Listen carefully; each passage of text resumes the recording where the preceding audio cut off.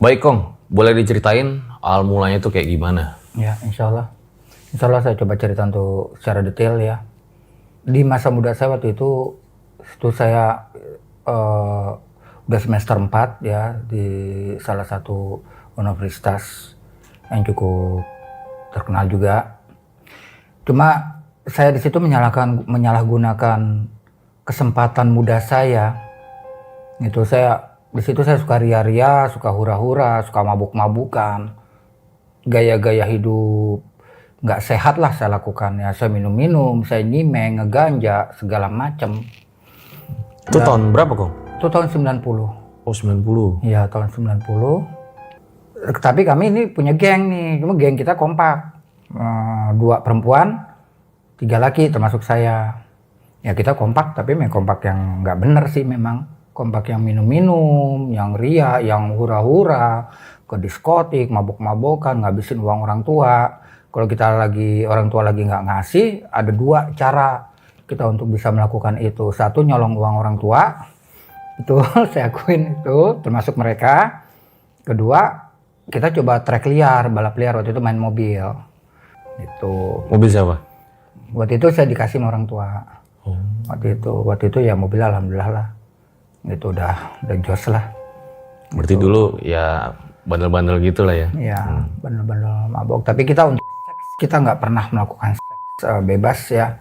Kita hanya bermain di mabok, hura-hura, hanya itu aja. Kita berlima, selalu kompak.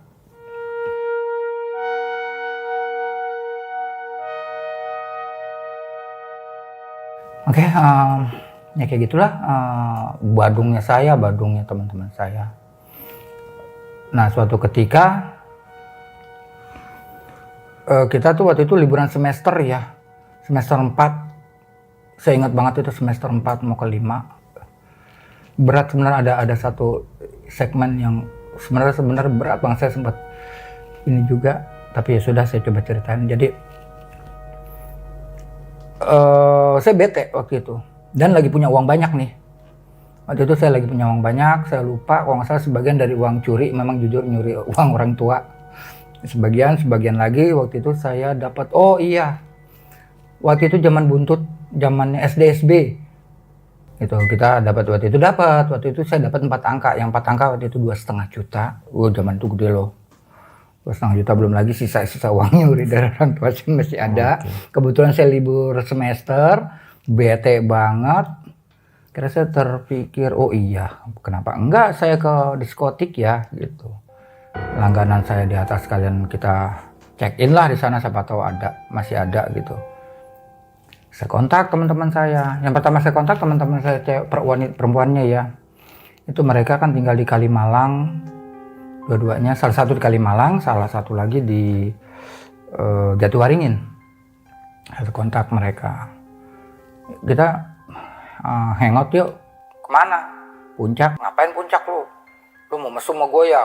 Gitulah mereka bilang. Enggak, kita happy ke diskotik ini. Mau enggak? Tapi gue nggak punya uang, kata mereka. Ya udah, gue tenang, gue ada, baru dapat nomor. Gitu. Terus kita bertiga doang. Iya. Kayaknya oke, kira ya udah, bagaimana kalau kita ajak Paulus? Saya sebut aja nggak apa-apa. Dan almarhum Rudi. Udah almarhum sekarang beliau. Mereka oke, coba. Mereka orang, terutama Rudi kocak orangnya itu. Udah, kira saya kontak, setuju. Mereka ya udah, saya kebetulan kalau saya sama Rudi sama Paulus itu nggak jauh rumahnya, deketan. Jadi saya jemput mereka dulu. Setelah itu kita jemput si perempuannya ini, gitu. Si A dan si B ya, Jatiwaringin dan Kalimalang.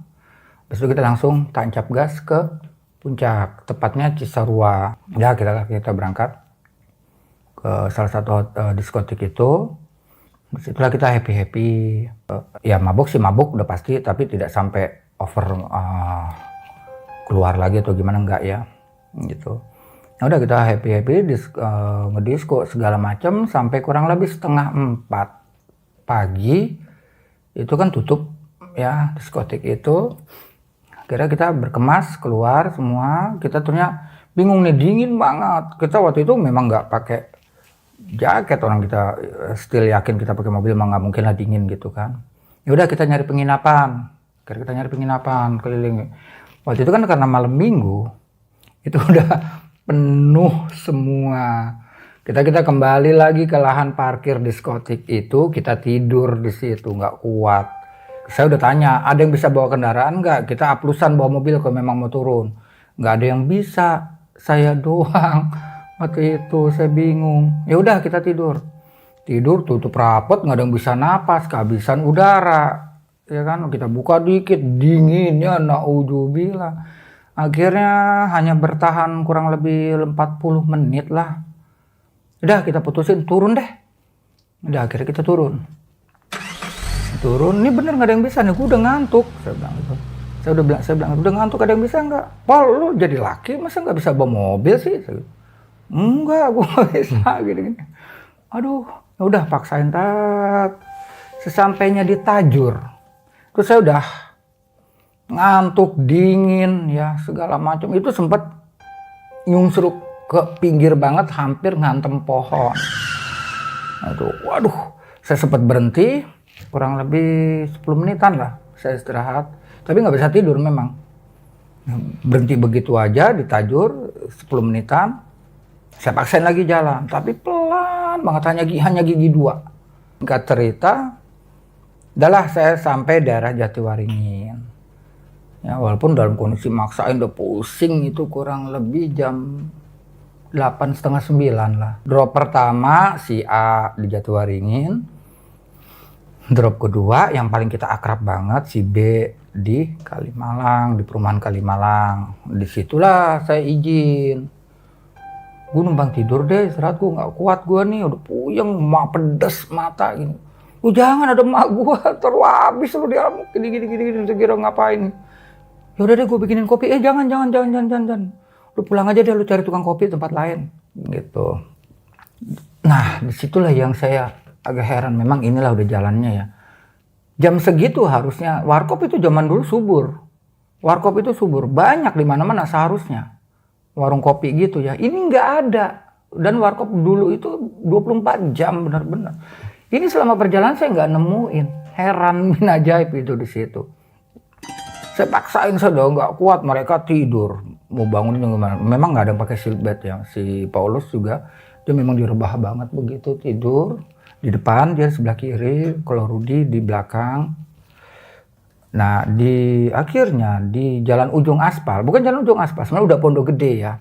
Itu seingat saya, memang akhirnya kan saya iniin lagi ya, saya tahu lagi.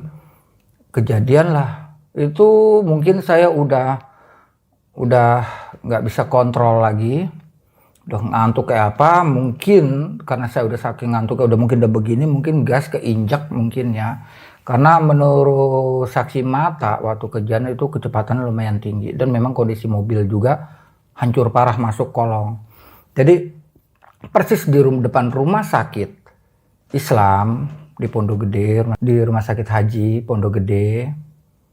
Persis nggak persis depannya, agak sebelah sini dikit. Metro dari seberang jalan itu sebenarnya katanya lagi nurunin penumpang. Metro Mini Waktu itu warna merah ya. Itu terus saya ngebut nyelonong, hantem masuk kolong. Hah? Kolong busnya? Iya. Mobil tuh masuk kolong karena waktu itu kan mobil saya ceper. Wah, ya udah saya sebut ya. Mobil saya itu kan Honda Prestige tahun 89 waktu itu. Dan memang ceper, saya ceperin abis. Jadi mobilnya masuk kolong Metro Mini? Kolong Metro Mini. Itu karena posisi dia begini, saya langsung ngadepin depan begini. Hancur dong? Abis. Saya tuh nggak tahu bagaimana tuh, yang saya rasakan hanya ini kayak hancur. Sesek, nggak sanggup, bener-bener kepala puyeng, mungkin ya. Karena sampai sekarang ini juga nggak ada yang ngasih tahu soalnya. Memang sempat berdarah, mungkin ngantem itu kaca depan, dan ini mungkin ngantem setir karena ini nggak kuat, sesek banget. Di situ ya mungkin dar gitu mungkin ya, karena saya udah nggak dengar. Di situ saya udah nggak bisa. Napas saya sempat coba tarik 2 kali, itu nggak bisa. Kira hilang. Tapi sakitnya Dan waktu hilang itu saya belum seberapa itu. Tapi waktu masih sadar tuh sakitnya begitu saya hilang hitam, gelap. Disitulah saya terasa kayak dikulitin. Ya Allah, sekarang juga masih terasa kalau dicerita lagi. Walaupun nggak cerita juga masih terasa. Dikulitin awal dari kaki. Kayak dikulitin semua, kayak dikulitin. Astagfirullahaladzim, ya Allah sakitnya. Tapi itu segelap.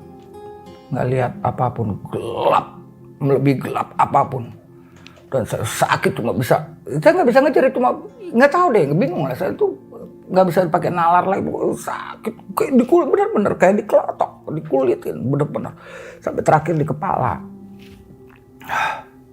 kayak dikupas gitu ya Kong? Ya, ini seluruh, udah kayak begitu. Ada satu momen itu dihilang. Begitu udah habis lepas saya gelap tuh hilang. Totonya saya merasa ngambang. Saya masih melihat badan. Ini ya kalau manusia masih badan lah ya gitu. Saya ngambang kok saya lihat teman saya Paulus hancur mukanya di samping. Saya lihat itu, tapi saya masih merasa di dalam mobil ya. Cuma saya ngambang. Saya lihat teman saya belakang juga, dia mau kebingungan, dia nggak apa-apa, dia kebingungan gitu. Pas saya keluar mobil, saya lihat itu sekerumun banyak, ada yang bilang saya mabuk, ada yang bilang saya gila, segala macam tuh banyak. Ada yang gedor kaca, samping kaca saya gitu ya. Habis itu hilang, gelap lagi. Duk. Saya kayak apa ya, kayak balon ya, tapi terus ke atas, tapi masih lihat, cuma saya terus kayak balon ke atas, saya nggak bisa ngapa-ngapain. Tahu-tahu yang satu persatu hilang, saya nggak lihat apa-apa, hilang, merasa hilang, bukan merasa lagi hilang, memang hilang, saya ngeliat nggak ada, hilang. Ini apa terlalu gelap tuh, gimana? Terus saya teriak di situ, terus saya bisa ngomong, saya di mana? Saya lagi apa gitu kan, saya teriak kayak gitulah. Nah ini ngeri, ada sosok tangan, tapi tangan itu tangan kiri dan mirip tangan saya kiri, langsung nyamber hampir ke muka gini. Di sini ada mulut dan bertaring semuanya, jadi kayak apa ya sih, kayak gergaji ya mungkin, cocoknya kayak ikan hiu kali ya. Kamu di penantian. Enggak, gue hidup, gue bisa ngomong. Habis itu hilang itu tangan, mulai di situ. Nah ini yang titik yang saya gimana ya? Sebenarnya saya nggak mau.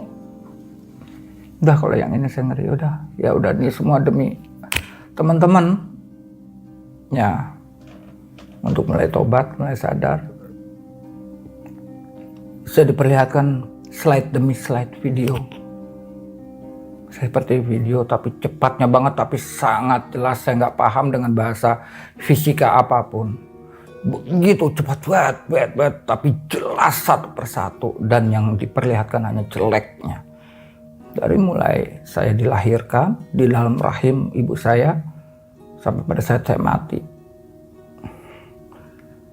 Saya lihat, saya ada di dalam perut, saya jalan, merojol. Sampai saya keluar. Dan saya ada satu kalimat yang saya dengar. Kamu sudah melakukan dosa terhadap ibu kamu. Nanti baru nalarnya saya cerita, mungkin ini, mungkin itu ya. Tapi itu cepat, cuma kayak gimana sih, nggak bisa, bingung saya dengan ilmu fisika apapun juga saya nggak bisa jelaskan. Begitu cepat ternyata setiap dosa yang saya lakuin, minum, mabuk kan. Sebelumnya dari kecil saya sering berantem sama adik saya, berantem sama abang saya, berantem sama teman-teman waktu SD, SMP, itu semua diperlihatin. Saya ngibulin dia, ngibulin ini, ngibulin itu, ya Allah sakit banget. Yang saya heran itu slide itu begitu cepat tapi nyakitin banget, nggak kuat saya, nggak kuat, nyakitin. Jadi kayak ada potongan-potongan slide gitu ya. Kayak roll kamera ya. Kalau boleh tahu, apa yang paling diingat Kong? Sama orang tua pernah ngelakuin apa? Sama ibu tuh? Hampir semuanya saya lakuin dosa buat ibu dan bapak saya. Itu. Saya nggak sanggup. Ya, salah satunya itu. Jadi mungkin yang tadi juga ya suka nyolong duit orang tua ya. Dari SD, SMP saya suka berantem sama adik sendiri, sama kakak, sama saudara, sama teman-teman. Suka ngebohongin. Pernah sekali-kalinya saya di masa SD kelas. Itu ada, itu heran, tidak satu hal atau satu adegan pun yang tidak ditampilkan. Setelah seperti itu, udah saya terus boleh. Setelah itu, begitu udah hilang tuh slide, udah hilang semua. Saya merasa ini hanya cahaya, ya, ini hanya cahaya. Saya merasa ini hanya kepala, tapi bukan kepala, tapi cahaya. Mendadak, bus, kelibasan, nggak tahu apa, hitam tapi terang banget, jubah hitam tapi sangat terang. Ya, nakutin banget, pokoknya nakutin banget, tapi hanya jubah hitam, jubah hitam, bagaimana sih jubah hitam panjang gitu, tapi nggak kelihatan muka, nggak kelihatan tangan, nggak kelihatan kaki, hanya jubah buat kayak gitu. Kong ini masih yang tadi di tempat kecelakaan? Perjalanan, nggak tahu saya nggak tahu itu. Nggak kelihatan apa-apa? Udah nggak kelihatan, hanya hitam, hanya gelap. Tapi ada jubah hitam yang terang itu tadi. Iya. Itu dalam masih perjalanan saya terus ke atas. Jubah hitam nyamber. Dan jubah putih akhirnya hadir. Setelah itu, setelah si hitam itu sekelebatan lewat hitam itu putih, suara, tapi yang saya dengar pertama suara ledakan keras dan cahaya depan saya. Di situ saya pingsan. Nyalahnya nyakitin banget. Ya Allah ya Robi, nyalahnya nyakitin banget. Putih terang, lebih apapun. Saya nggak pernah lihat, umur saya 52 tahun belum pernah lihat cahaya seperti itu. Di situ saya pingsan. Ternyata nggak lama, nggak tahu saya berapa lama. Saya sadar lagi lah kayak gitu ya. Itu saya nggak berani natap, nggak bisa. Si jubah putih ini saya nggak berani natap. Sakit, mata saya sakit, terangnya kayak apa, bukannya sekedar silo, tapi nyakitin gitu. Jubah putih itu, dan jubah hitam ini taunya sudah ada di sebelah kiri. Jubah hitam bicara. Tapi yang saya bingung, ya ampun, saya ini orang jahat. Mereka bahasa Arab, berbicaranya semua pakai bahasa Arab. Yang saya seumur umur pada saat itu, saya belum pernah belajar apapun tentang agama, sholat aja saya enggak. Menanyakan, kamu mau lihat neraka enggak? Dan kamu mau lihat surga enggak? Tapi ngomongnya pakai bahasa Arab. Bahasa Arab, saya udah nggak tahu, udah saya sendiri juga nggak. Tapi engkau ngerti pada saat itu? Justru saya bisa bahasa Arab, itu yang saya heran. Saya jawab pakai bahasa Arab setelah itu. Yang pertama saya ingat untuk apa? Ini saya di mana? Mendadak saya merasa panas. Turunnya jubah hitam agak minggir dikit, totonya saya ngelihat di depan saya kurang lebih sebesar ini. 2 kali telur mungkin ya. Itu nyala. Bulat tapi merah, nyala. Panas tapi jaraknya jauh sebenarnya itu. Tapi saya ngerasain panas banget. Hanya segini ya, mungkin kalau dibandingkan atau disamakan dengan seperti saya meneropong kali ya. Hanya segini, tapi kelihatan dekat, gitu. Ya segini, tapi yang saya nggak habis pikir, panas banget itu, hawanya panas banget. Di situ nggak banyak tanya jawab ya, totonya saya melihat padahal cuma segini, tapi kenapa saya bisa melihat jelasnya? Mungkin yang dengan tadi saya bilang perumpamaan seperti saya meneropong pakai teropong kali. Jelas itu kubangan. Astagfirullahaladzim. Kubangan apa? Kubangan api, nanah dan apa yang membludak. Itu jadi jaraknya jauh Kong. Iya. Tapi kayak pakai teropong gitu kelihatan. Sebenarnya enggak, iya kayak pakai teropong, hanya diumpamakan kayak pakai teropong. Tapi itu jauh, tapi saya merasa dekat, merasa ada di pinggir kubangan api dan nanah mendidih. Saya hanya ngeliat segini, tapi kenapa saya nggak tahu lah pakai nawar ilmu apapun nggak tahu, saya bingung. Tapi saya merasa seperti ada di pinggirannya itu, tapi terlihatnya nggak tahu deh, saya bingung bahasanya apa ya. Saya juga nggak ngerti itu. Lillahi ta'ala itu semua kuasa Allah. Ya, yang pertama saya lihat itu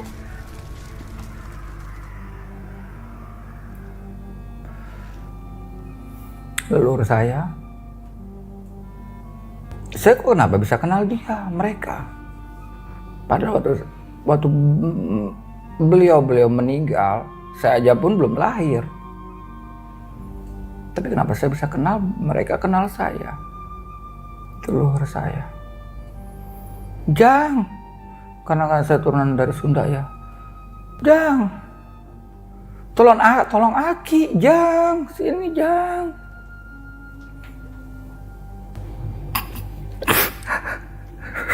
Bukan tahu itu siapa, saya nggak berani tanya juga ke ibu saya. Nggak berani. Tapi itu leluhur saya. Dan mereka semua yang saya lihat di dalam situ. Aduh, antara umur 25, 35. Tapi kenapa saya kenal? Mereka semua. Itu lagi di mana posisi yang dilihat Kong? Di neraka. Di kubangan itu. Kubangan. Jadi Engkong pada saat itu ngelihat leluhur itu lagi di kubangan api itu. Jang, sini Jang, tolong Aki Jang, tolong Mimi Jang. Mereka hanya dikubang, tapi mereka nggak ada siksa, tapi direbus. Nggak tahu itu siapa, tapi mengatakan itu saudara, itu leluhur kamu. Beliau juga bilang, Aki leluhur kamu, Jang. Mimi, Nini, leluhur kamu, Jang. Ambilin tisu cuy. Dalam ingatan saya waktu itu, kakek nenek saya masih hidup. Ya memang iya, tahun 90. Kakek nenek yang saya maksud, orang tua dari ibu saya masih hidup. Orang tua dari bapak saya juga masih hidup tahun 90. Berarti leluhur yang mana? Saya nggak tahu. Karena pada saat itu ya kakek nenek aja masih hidup ya. Iya. Ibu bapak juga. Iya, berarti leluhur mungkin yang generasi. Kan umurnya antara 25 sama 30. Antara 25 30 umurnya. 25 30. Nah setelah kejadian itu, apa lagi Kong? Setelah itu saya melihat lagi sosok perempuan, tapi ya sebelumnya mungkin ada yang nggak sempat saya cerita, mereka semua telanjang. Perempuan siapa maksudnya Kong? Saya nggak tahu. Itu bukan siapa-siapa, saya nggak kenal, dia juga nggak kenal, tapi dia minta tolong. Perempuan ini bukan dikletek begini, bukan ya, tapi ditarik rambutnya sampai lepas, kulit semua terbawa, hanya tengkoraknya yang kelihatan. Ya Allah ya Robi, sanggup ngejeritnya kayak apa, ya Allah saya gak kuat ngeliat, tapi saya gak bisa nengok kanan kiri, saya gak bisa, hanya bisanya ke depan toh. Saya gak bisa nengok kanan kiri, gak bisa. Aduh, ya Allah ya Robi, itu darah udah tenggelam. Nongol lagi dalam wujud normal lagi, bilang, tolong saya, Itu seperti menggapai ke saya, tolong saya.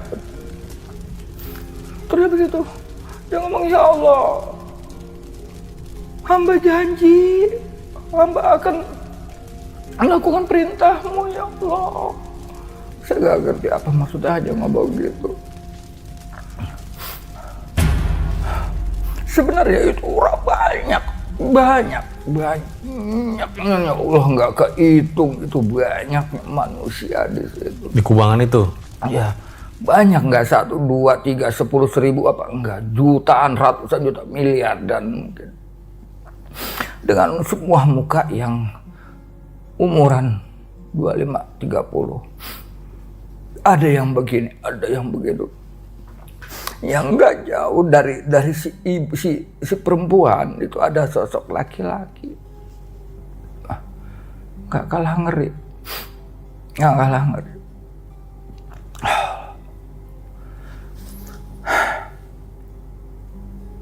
Saya pikir di dunia aja cuma ada manusia kanibal. Saya pikir itu. Nggak tahu itu juga alam apa. Saya nggak berani bilang itu alam akhirat, saya nggak berani bilang itu apa, sampai detik ini pun saya nggak pernah tahu itu alam apa. Dia makan, tangannya sendiri dia makan, dia jerit, dia sakitan tapi tetap dengan rakus, tetap dia makan terus. Dia ngejerit tapi tetap dia nggak rakus, tetap dia makan. Dia makan tangan sendiri gitu kan? Tangannya, kakinya semua, tapi yang paling dia rakus tangannya, dia makan.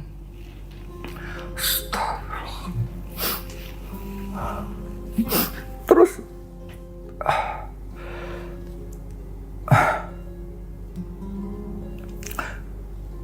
dia bilang, tolong saya, kalau ini memang benar-benar seperti minta tolong sama saya. Tolong saya, tolong. Saya nggak akan lagi ngulangin. Iya, dulu saya ragu, saya serakah, saya dan juga saya kikir. Dia hanya ngomong gitu. Saya hanya bisa terperangah, nggak kuat, dan masih banyak lagi. Ada yang saling bunuh, dia bawa golok kayak apa tuh gedenya ya, secara nalar ya, kalau kita manusia hidup nggak akan mampu ngangkatnya. 2 orang sama-sama bawa golok yang besar, saling bunuh, belah hidup lagi bergantian kayak begitu. Nah yang kalau ini jubah hitam dia ngomong, itulah hamba-hamba sesat yang begitu menikmati membunuh orang. Jubah hitam mengatakan itu. Tapi saya nggak bisa ngomong Bapak. Saya persingkat sedikit ya, karena ini ngeri semua, saya nggak sanggup untuk mengingat-ingat lagi. Setelah itu hilang dengan hanya melebihi daripada sekedar kedipan mata atau apa, tuh hilang semua. Das. Totalnya dang, nyala lagi terang putih di hadapan saya sebelah kanan. Itu saya benar-benar kehilang napas sekitar 3 detik lah. Pada saat itu kayak hilang napas 3 detik. Nah disitulah saya nyium aroma. Ya Allah, parfum termahal kayak apapun atau apapun tuh saya nggak pernah mencium seperti sewangi itu saya nggak tahu itu apa. Ya Allah, wangi banget, saya cuma bisa begini merasakan wangi adem banget, wangi adem. Tapi saya nggak tanya. Pada saat ngomong pun juga sama mereka sebenarnya saya nggak ngomong, tapi batin saya ngomongnya sama mereka itu sebenarnya saya ngomong, karena saya nggak ada jasad sebenarnya, itu hanya batin. Itu pun kayak gitu, totonya yang putih, jubah putih mengatakan, itulah aroma surga Tapi mana? Di situ saya baru ngomong, mana surganya saya ngeliat. Kamu nggak akan sampai ke sana. Saya nggak ngerti, paham, saya nggak paham pada detik ini. Ya begitu udah ngomong. Kong, mungkin boleh dijelaskan Kong, sosok jubah putihnya tuh dilihat kayak gimana? Untuk jubah putih seperti kayak gimana? Ya saya rinci mirip sedikit ya, saya rincikan kayak orang bermukena. Ya jadi orang bermukena. Tapi ada jubahnya gitu. Jubah, betul berjubah, mukena begitu berjubah putih. Bagian sini hanya kelihatan cahaya, seluruh jubahnya juga aura putih bercahaya jelas banget. Ini muka nggak kelihatan, hanya cahaya semua, nggak kelihatan tangan, nggak kelihatan kaki. Tapi jubah itu menyentuh ke bawah, tapi nggak kelihatan kaki dan memang nggak ada. Sama yang jubah hitam juga begitu. Tapi itu semua komunikasi kita tuh pakai bahasa Arab yang saya sendiri. Ya kalau nalar sekarang saya ini, ya Allah kok bisa gitu. Apakah nanti kita memang dipertanggungjawabkan harus pakai bahasa Arab atau bagaimana gitu ya, kesini-sini saya berpikir begitu.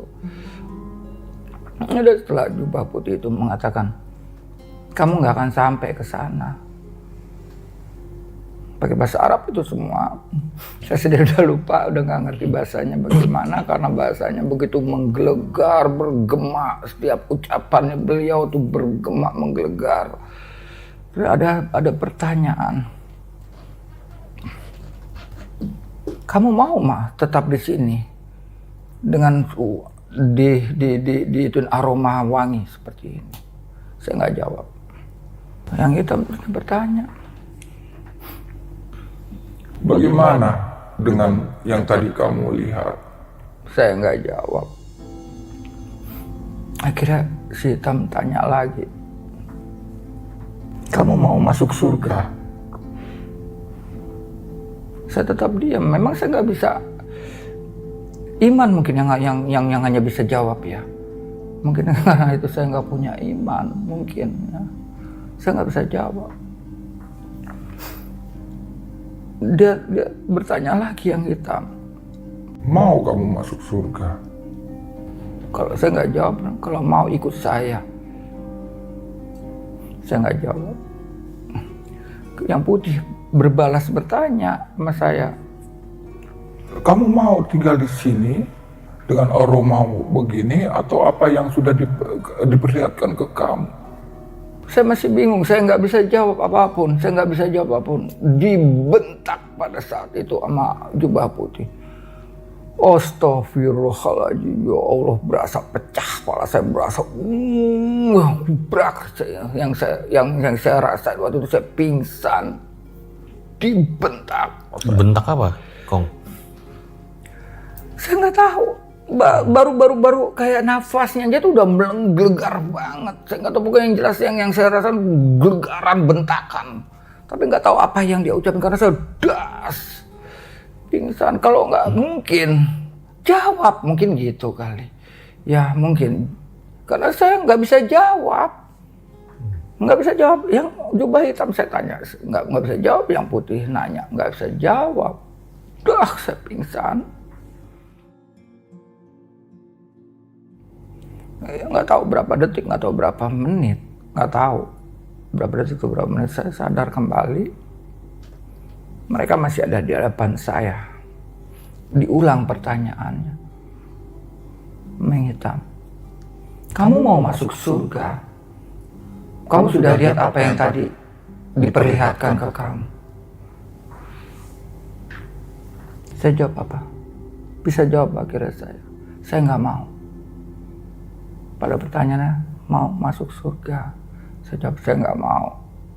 Saya nggak mau. Akhirnya yang putih. Mohon maaf kalau ada lupa-lupa ya. Yang putih karena saya sebenarnya ingin melupakan itu semua, terutama di momen pada saat slide itu, karena nyakitin banget. Yang putih. Bertanya, kamu muslim? Saya nggak jawab, saya hanya ngangguk. Beliau tanya, siapa nabi kamu? Nggak lagi nanya Allah, tapi yang dia tanya, siapa nabi kamu? Man nabiyuka? Saya jawabannya Rasulullah. Saya bisa jawab. Lalu dia bertanya, kamu apakah ahli neraka? Kebalikan, saya nggak jawab. Memang nggak bisa jawab, bukannya nggak mau jawab. Sebenarnya selama itu tuh pertanyaan memang bukannya saya nggak mau jawab, nggak bisa jawab, nggak bisa jawab. Saya memang nggak bisa jawab. Pengen jawab tapi nggak bisa. Walaupun saya tahu harus jawab apa tapi nggak bisa. Apa itu iman atau apa saya nggak tahu. Saya nggak bisa jawab. Akhirnya coba Putih bilang, kalau kamu memang muslim, bacalah tauhidmu. Di situ saya masih diam kayak orang mikir, kayak orang tahu. Jadi gini, tahu, pengen jawab tapi nggak bisa jawab, tapi ada di otak seperti kayak begitu. Pertanyaan kedua ditanya, diulang, baru saya bisa. Kalau kamu muslim, bacalah tauhidmu. Baru situ saya bilang, itu pun agak terbata-bata. La ilaha illallah Muhammad, baru Muhammad, belum Rasulullah, belum. Angin tiuh kayak Allah, itu kayak, walaupun saya belum ngerasain salju ya. Waduh, tapi itu saya yakin ribuan kalinya dingin beku seperti salju. Turban dan saya terpental. Saya ingat banget saya terpental di situ. Saya terpental, dingin saya terpental. Hanya itu beberapa detik. Saya merasa sakit seluruh tubuh saya sakit seperti kayak dikulitin lagi tapi kayak kebalikannya. Seperti kayak dikulitin lagi tapi kebalikannya. Bingung lah, saya nggak ngerti, nggak paham ya. Seperti itu. Nah, disitulah saya baru merasain ini udara gitu loh. Yang tadi terusnya apa? Ini oksigen baru yang saya rasa. Beda gitu. Dinginnya terusnya abis itu yang saya rasain dingin AC setelah itu baru. Dan disitulah tuh saya gini, saya hanya ngeliat putih. Semua putih yang saya lihat. Tapi saya katanya saya nggak tahu. Saya tuh bergerak, gini bergerak katanya saya. Tapi saya hanya ngeliat putih. Saya berat, saya bagaimana. Di situ baru saya mulai pelan-pelan mendengar berisik banget. Suara berisik kayak di pasar, nggak tahu. Terus seperti kayak dibuka baju. Tahu-taunya ternyata saya udah diselimutin pakaian putih. Itu ya katanya di ruangan darurat di UGD gitu, dan saya udah ditutup gitu. Terus saya merasa dibuka baju, ternyata itu dibuka selimut. Mereka baru tahu ternyata semua berisik, shock itu. Tapi saya belum bisa lihat. Saya udah dibuka, saya belum bisa lihat. Saya hanya putih kayak cahaya gitu ya, kayak cahaya lampu putih begini aja saya. Tapi ini melek katanya, Ini melek cuma putih semua katanya. Semua yang ngelihat nyaksin di situ itu saya putih semua. Jadi pada saat itu mungkin udah dikira udah meninggal ya? Iya, memang udah meninggal, dinyatakan meninggal. Saya dari begitu udah dibawa ke ruang gawat darurat itu katanya saya udah sakaratul maut. Udah mau lepas nyawa. Dan memang katanya setelah itu, setelah saya udah tahu kesini-sininya ya, udah setelah itu kan saya dirawat 3 hari ya. Itu diberitahu saya itu memang udah lepas nyawa dan udah di tes, bahkan saya udah di setrum, katanya mas trika strum itu saya udah nggak bisa. Berapa jam dinyatakan meninggal itu? Kalau dinyatakan persis saya nggak tahu, pokoknya tuh saya masuk dari jam 10 katanya, dan memang saya lihat juga catatan medisnya kesininya setelah saya itu dari jam 10, dan saya waktu sadarnya ingat sekali itu saya dengar azan Isya. Itu berarti nggak tahu berapa jam tuh, 8 pas 10 jam apa berapa ya, 9 jam mungkin ya.